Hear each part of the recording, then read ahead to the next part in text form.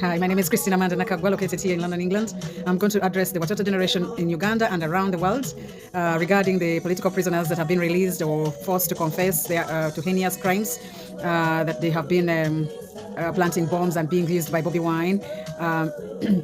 So that Bobby Wine can be incriminated for treason, like they did for Besigye, in the bid of him being stopped from running for the 2026 elections. And but these young boys and girls have been imprisoned for over 4 years.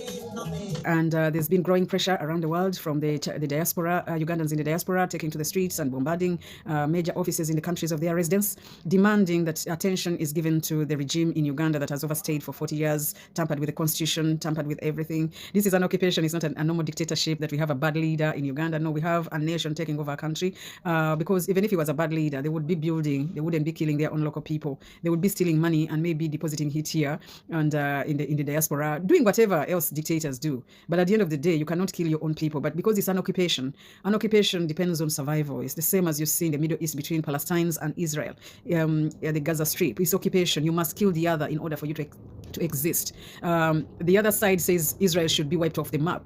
And the existence of Israel says you cannot. Nobody can live with extinction, the threat of extinction. So that is what is happening in Uganda. So Ugandans in diaspora, we thank you for doing a political job. Now, all of us, regarding the political prisoners, where should you lie? What is your position? All of us are bricks in the struggle to rebuild our nation. Whatever your role is, how long that role is, and whatever size it is, we appreciate it. Some of you will sing a song, another one will do a skit, another one will highlight a topic, another one will go on television, another one will actually pick up a banner and march the streets. Whatever it is you have to do, do it.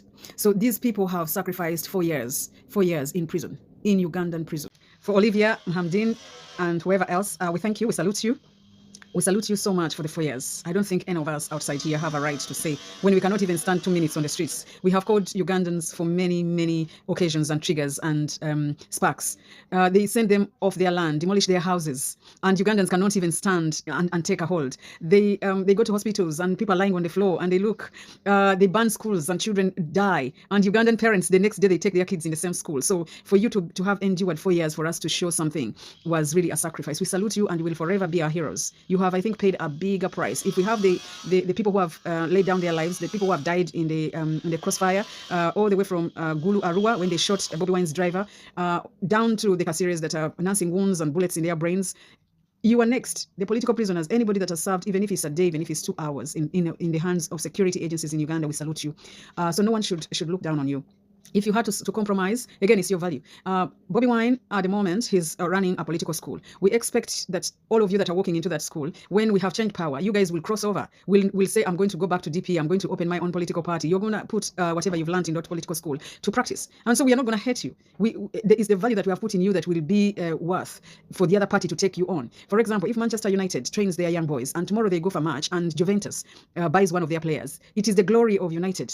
It's the glory of United. United doesn't hate on their player that has gone. So we are proud of you guys that the heart for motherland is the reason they put you in prison and is the reason that they have negotiated you out. Now, there are so many points and I don't have them in order. So whatever happens to you, you just have to do one thing. You have negotiated your way out for your own safety. None of us could guarantee your safety. So when you come out, keep yourself safe. Because if you come out and start justifying your position by going on to when you come out, Olivia, Mhamdin, Yahaya, and the rest of you, when you come out, you have to remain safe. And if that safety requires that you don't go back to Noop, that's okay. If that requires for you to leave the country, do that. If that requires that you keep off the media, we won't blame you. There are so many people who have eaten Museveni's money and chosen silence. They are much safer. Don't play the game of Museveni. Even if you play it safe by actually doing whatever their bid is, remember why they hate you is not because you are supporting Bobby Wine. They thought of you saying you're Ugandan and you're ready to fight for your country. They know it. They can't pay you for the rest of their lives. They will still get rid of you.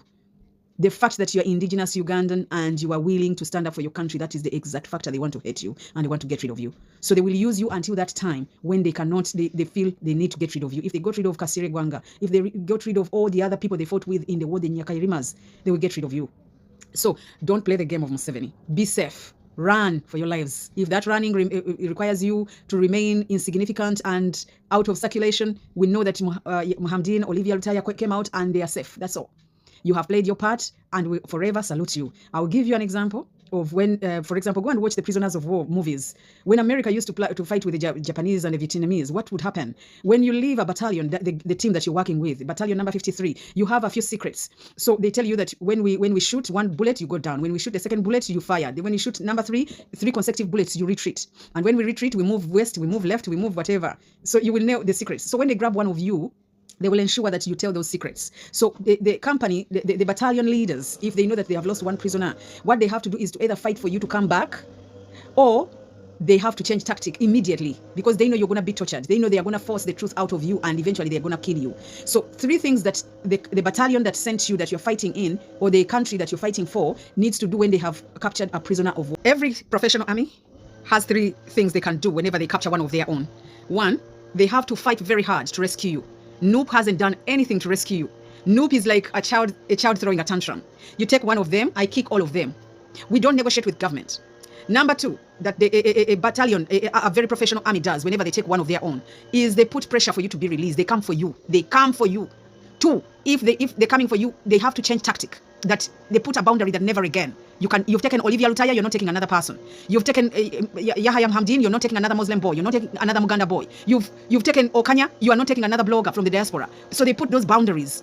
They change tactic so that if they torture Olivia Lutaya, and Olivia Lutaya mentions a few secrets here and there, or is compromised, at least the other person, our secrets or whatever tactics, we know them. Number two, they kill you. They kill you. They kill the prisoner of war. They go and attack whoever has captured you and kill everybody there, including their prisoner of war. Then they recover the body. Those are the monuments you see in this country. For example, Great Britain, every town center, every roundabout has a monument of the person who never came home. The person who never came home alive. So these are the things that we as Ugandan people power, wanting a revolution in Uganda, would have done for Olivia Lutaya. We would have put up pressure. We would have gone to the court martial. We would have camped at the court martial, led by Louis Lubongoya, you are a lawyer. You would have rallied the Ugandans, 45 million Ugandans, to demand why a civilian is being captured and imprisoned in the court martial. No such thing was done. We would have gone and bombarded the prison wall, the prison gates. 45 million Ugandans will march the prison gates, demanding that how can you imprison somebody for 4 years without ever being charged of a crime? Nope, could not do that. They could not exercise their own constitutional right. They are talking about peaceful and non-violent under what role? So if Olivia Lutaya has scored a goal, he has shown us that we did not have an opposition in Uganda. Especially, Bobby Wine was not fit. Not him as an individual, but his government. It was not ready. So the first goal that Olivia Lutaya and all political prisoners have scored is against our own opposition, our own Bobby Wine. Bobby Wine, you are not ready to take government. If you cannot rescue your own, you cannot fight for your own team. People, how can you keep other people's children in prison for 4 years without an agenda? I want to know exactly, Bobby Wine and your government. What were you telling these kids? That stay in prison for how long? Until 2026? That you go to prison and you stay in prison until the next general election? Then they would bring more children and imprison them. I want to find out exactly what Bobby Wine had in mind. Had Museveni and Balam not negotiated these kids out? You're here starting to blame the parents that have negotiated their kids out. Just imagine that was your mom. Just imagine that was your daughter. Imagine that was your sister. So 4 years is far too long. I was in prison for 6 months. I'm telling you, I'm turning this entire nation upside down. Even if I wake up in the morning with a pimple, I write to the MP, God Almighty, how dare you put me to prison in 6 months? Now, these kids have been in prison for 4 years, for no crime, no charge, no nothing. You lose your mind. How many children have been born? You know, Joel Senyoni, you've got married in 4 years. You've had 1 child in 4 years. You've had another child in 4 years. You are the leader of opposition in 4 years. You're going back to parliament another 5 years. Somebody's child is in prison. When these people are saying that you've been earning money off them, this is what we mean. What was your plan? Every time you're confronted about these kids, you said, no, you're not negotiating with a dictator. Which war had you ever seen where they don't negotiate prisoners of war? People, the soldiers are taken as a negotiation power. Pull out from that river, pull off from that bridge, then we shall return. Every nation negotiates prisoners of war. You would have said, yes, take this, and then we return this. Return all the girls from prison, return all these children, and then we shall give you this. Hey, which government are you going to be if you cannot negotiate?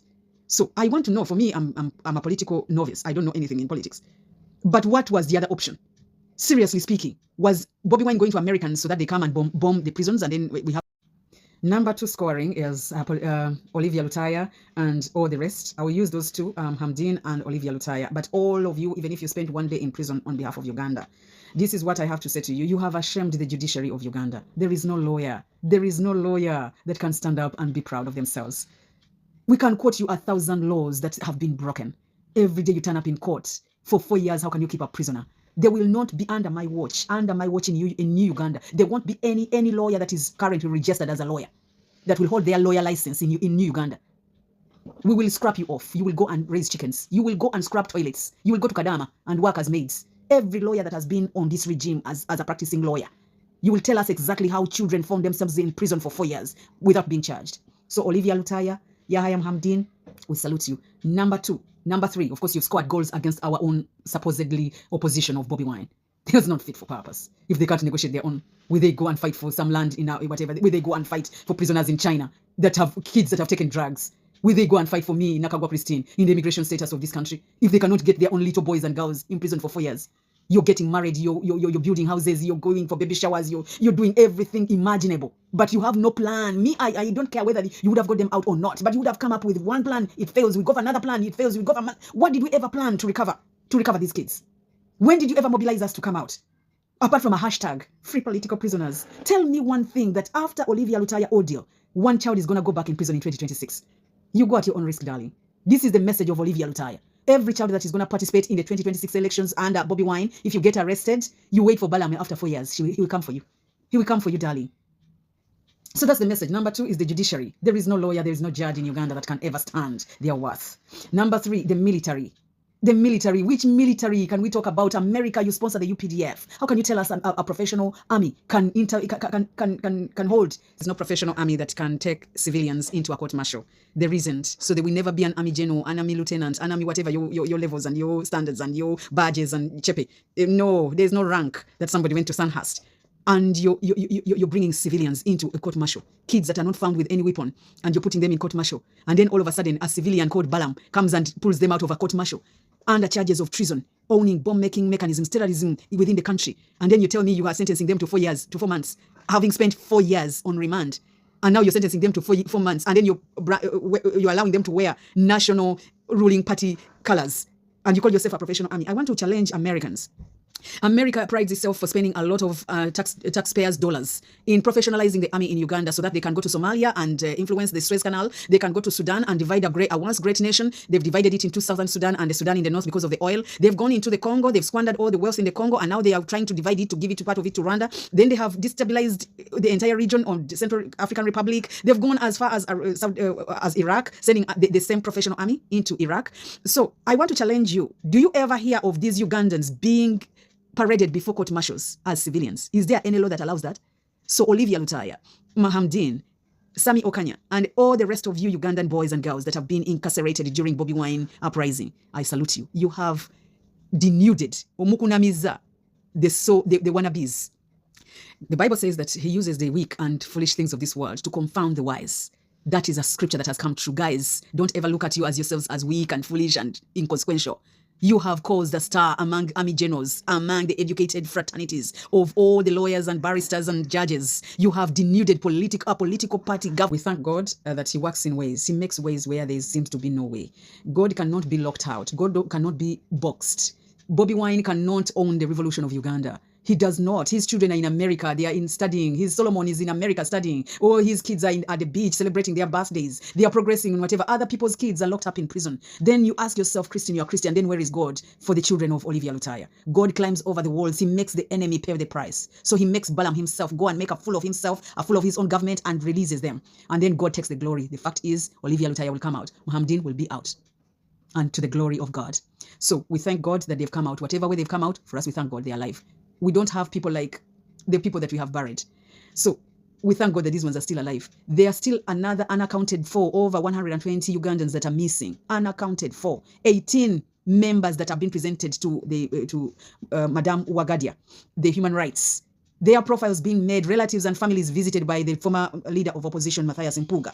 Their profiles and pictures and homes visited, wives and widows and whatever. We don't see where Damulida is. We don't see where Chibalama is. So when Balaam, you negotiate these kids out, we thank you. We thank you for such a time as this. You've come out, so many ministers that are sitting in parliament. So many. What has Anita Mong, the Speaker of Parliament, ever said about the political prisoners? Balaam, you may have used shoddy means, you may have whatever, but the fact is, God has used you to release our children. We thank you. Everybody will play a role in our nation. Everybody will be used for our redemption, including the devil himself. So we hear a lot of security alerts from Lumbuye. and from SCP Asimwe and from whoever else is giving us security alerts. These are people that are within the meetings themselves. These are the people carrying out atrocities themselves. But God uses the devil himself to pay the price, to tell us where to go and where not to go. So God is above the devil. God can use Balaam to do good. All things work out for good for those who love God. What is the way forward? What is the way forward for Bobby Wine? Bobby Wine is rendered. So Bobby Wine, if you listen to these clips, now you can see what I was talking about. Bobby Wine, you are a prisoner of war. So you can see the people who are telling you we are peaceful and non-violent, they know that at the end of the day, you're going to look ridiculous. So they were telling you only one rhetoric. We are peaceful and non-violent. And then they go and pull the carpet under your own feet and make Balaam the hero.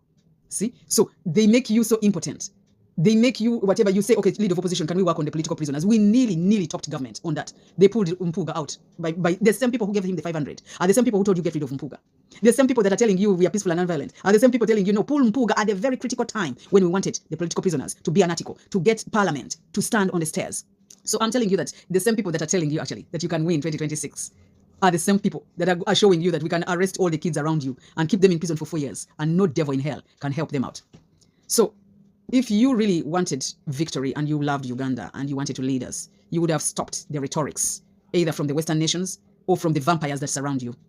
You would have listened to Ugandans. You're not going through 2026. They're going to kill you, or they're going to make sure the parliament elects a president, or they're going to make sure they go to an election and you become Katumba Oye.